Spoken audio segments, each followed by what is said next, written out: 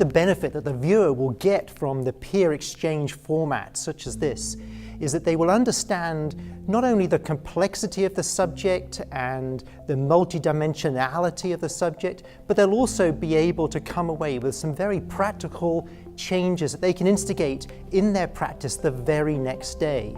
I thought the discussion format was fantastic. It was a great opportunity to bring people together to chat about a topic that we're all passionate about. And hopefully we've brought up some concepts, some ideas that are new, some that people already know, and areas for discussion in future research and future development so that we can help our patients. I kind of think of how am I going to assess pain in these patients, and I kind of break it into what can I use to give me an objective measure and what can I use to give me more of a subjective measure, and I think they work really well together. So objectively for dogs, I really like gait analysis. I like looking at how they move, how they, how much weight they bear on a leg that may hurt. So a dog with, one-sided issue, maybe a cruciate tear or hip dysplasia in that left rear limb, how does that change pre and post treatment? Are they putting more weight on that limb? Is the range of motion changing in those joints? Well, I think everybody in practice will probably realize that everybody deals with pain on a daily basis, and so it's such an important topic. And I think what they'll realize is we don't have all the answers, but the future is looking very, very bright. And I think that's the key is we have a lot of good tools.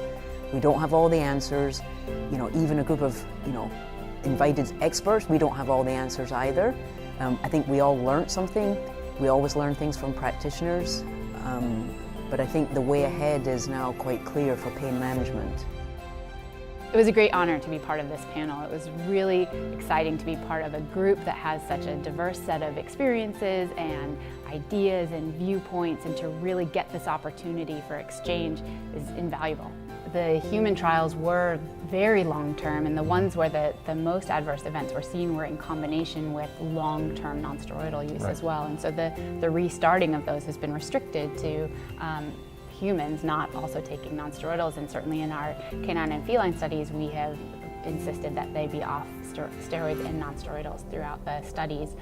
I think that at some point there becomes a balance, especially in some of the geriatric patients, where we know certainly when they're young they need nerve growth factor. We know that nerve growth factor is active in older age as well, but peripherally it's very important for this pain sensitization, and this does seem to work. And so there is, I think, a balance point where when you see how effective it can be, the comfort is more important than maybe shortening the life a little bit. My personal experience of this peer exchange format is extremely positive. I'm coming together with colleagues, but colleagues from different backgrounds.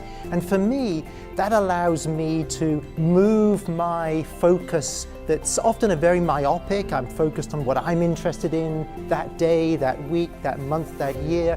Move it from that myopic focus to a broader perspective and really understand the broad perspective of the issues that we're dealing with.